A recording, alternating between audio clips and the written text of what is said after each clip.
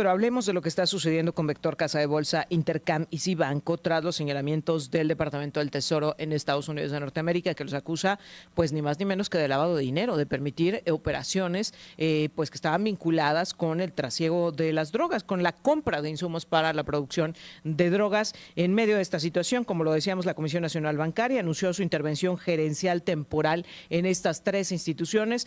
Pero, ¿qué significa todo esto? Quien nos ayuda, como siempre, a poner las cuentas claras es el doctor Raimundo Tenorio. Doctor, muy buenos días. Muy buenos días, mi querida Erika. Como siempre, un gusto saludarles a ti y a todo mi auditorio por allá en San Luis Potosí. Doctor, ayúdanos a entender de qué va toda esta maraña de información. ¿Qué es exactamente lo que sabemos sobre este caso de Vector Casa de Bolsa, Intercam y Cibanco? Sí, bueno, mira, antes que nada vale la pena poner de telón de fondo de que yo lo he venido aquí diciendo con algunos de estos temas hace más de 15 años, de que cualquier transferencia electrónica deja una huella electrónica. Todo el sistema bancario nacional e internacional está entrelazado por sistemas hoy electrónicos.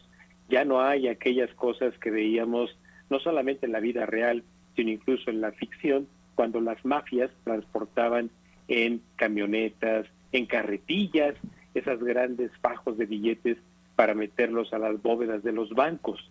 No, hoy ya no existe ese movimiento como tal de estos movimientos de mafias y también, obviamente, de negocios legales que movían su efectivo en depósito. ¿Cuántos de nosotros todavía hace 15 años no nos topábamos en las filas de los bancos con personal de seguridad de algunos establecimientos, incluso como gasolineras, etcétera, que llegaban pues con cuidados ahí con 1, 2, 3 personas con su maletín para depositar dinero en efectivo? Eso ya no ocurre. Hoy son transferencias electrónicas. Si ustedes recuerdan, hace apenas 9 semanas, justamente el Departamento del Tesoro de los Estados Unidos y la Fiscalía en los Estados Unidos anunciaron que congelarían cuentas de la red de integrantes de estos cárteles de la droga que introducen mercancía ilegal hacia los Estados Unidos, fundamentalmente drogas sintéticas y marihuana y etcétera. Y los pagos, evidentemente, que reciben, pues pasar dinero en efectivo por la frontera ya no es tan fácil. Entonces, en estas investigaciones que el Departamento del Tesoro, con obviamente información encriptada, información electrónica de su propio sistema financiero, pues van detectando esas huellas electrónicas, sobre todo de transferencias atípicas. ¿Qué son las transferencias atípicas? Si Erika Salgado en este momento las únicas transacciones que lleva a cabo registradas por su banco son pues el depósito de su nómina, los pagos que hace con su tarjeta de débito, de crédito, etcétera, pero de repente pues le llega un depósito atípico de $500,000 hoy y $500,000 la semana que viene, y luego de repente Erika Salgado, todo eso es figurativo, Erika. Sí, claro. No, hazme la buena, doctor, pero no. Hazme la buena. Es solo un ejemplo. Transfiere estas cantidades, por ejemplo, a una empresa de un empresario potosino porque le está comprando muebles de baño, etcétera.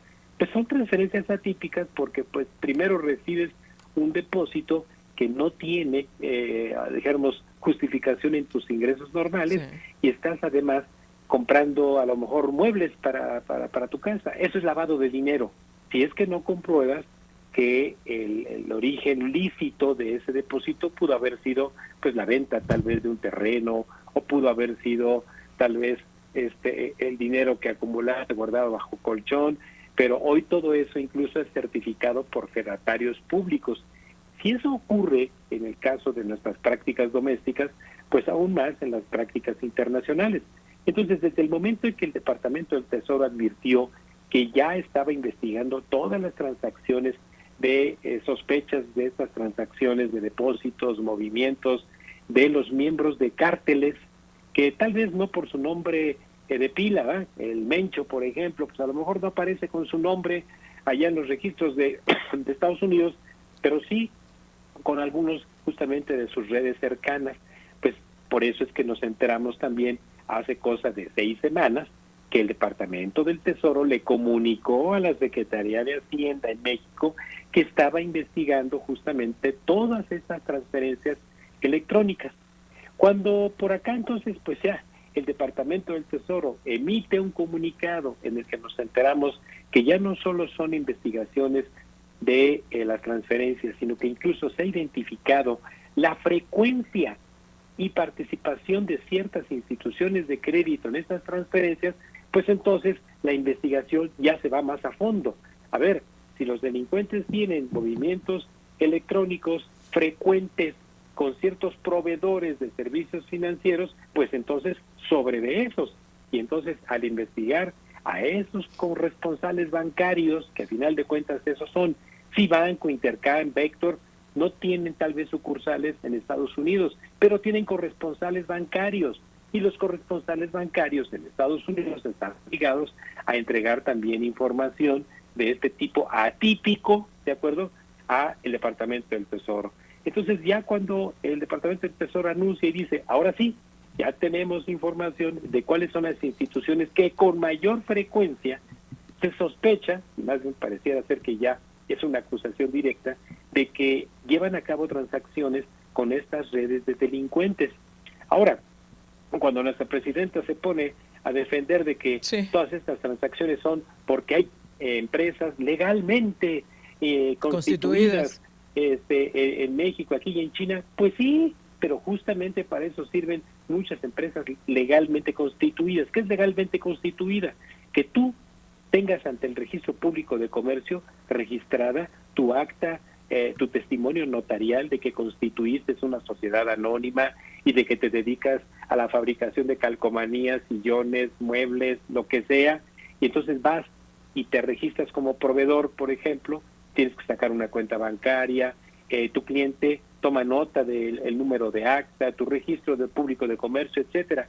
Pero eso ya no corta la libertad de que tú te dediques a actividades lícitas, pero si de repente eres tentado por el demonio y facilitas transacciones que tienen que ver no solamente con compras facturadas, pero además mienten esas facturas y lo que estás comprando no son muebles, sino son precursores químicos, son elementos también de carácter comercial para hacer pasar pastillas de fentanilo por pastillas para la tos, etcétera. Entonces ya te conviertes en un cogenerador de estos ilícitos, claro, de carácter bancario. Ahora, doctor, el hecho de que ayer la Comisión Nacional Bancaria de Valores haya dado a conocer que va a intervenir gerencialmente en estas tres instituciones, ¿por qué se da y también qué implicaciones tiene?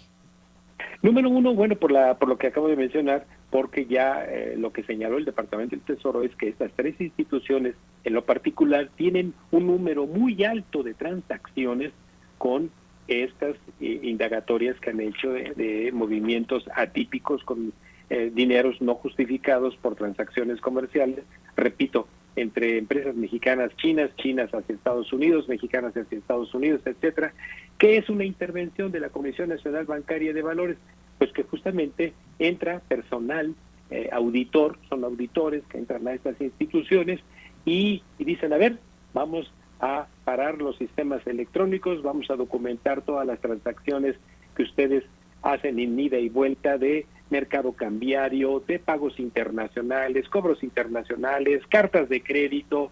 O sea, en eso consiste la intervención, en revisar toda la documentación de carácter físico y electrónico que soporte justamente estas transacciones.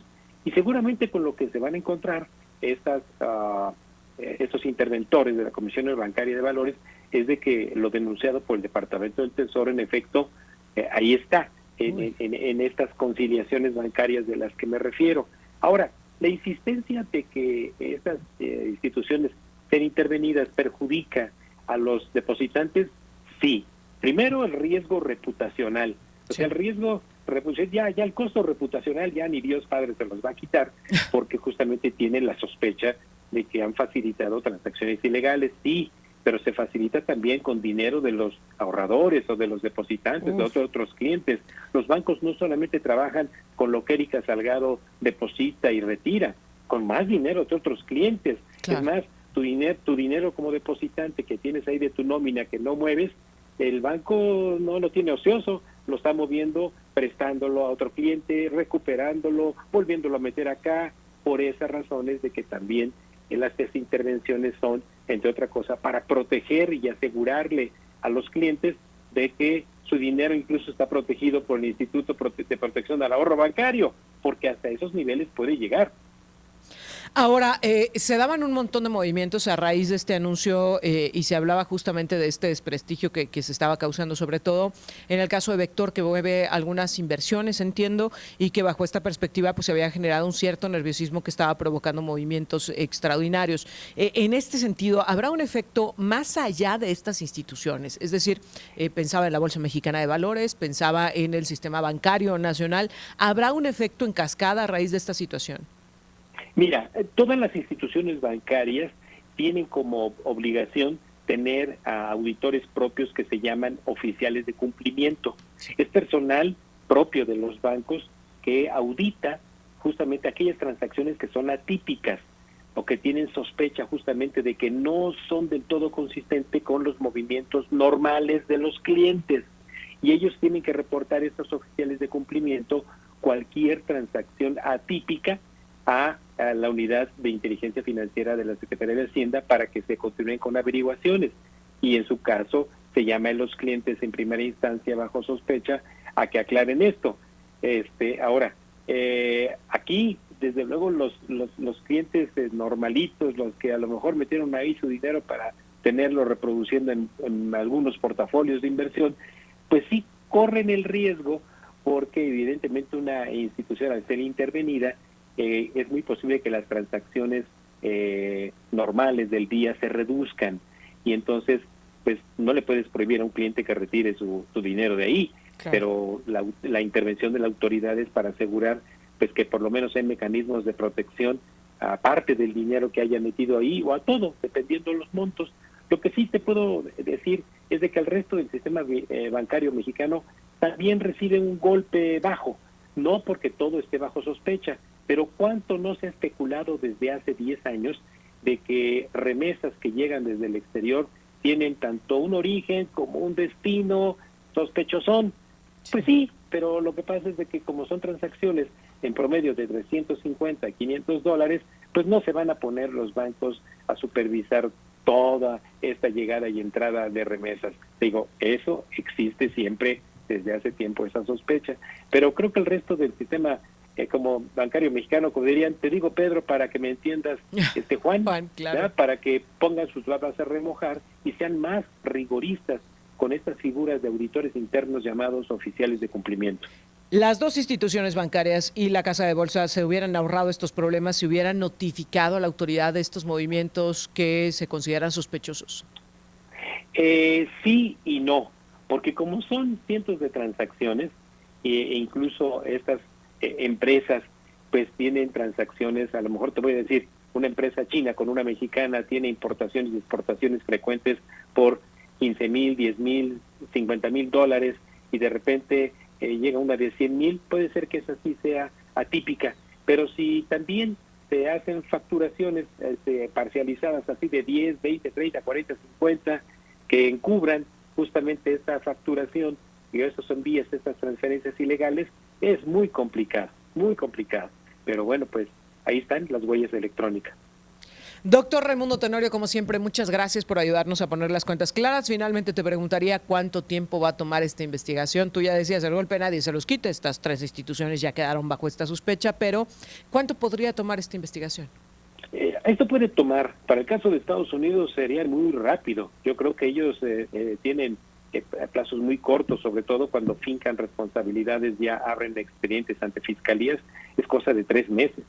Pero en México, pues parece que con el personal, la austeridad que le llegó también a la Comisión Nacional Bancaria de Valores, yo creo que pueden llevarse más tiempo que ese en poder conciliar las transacciones atípicas.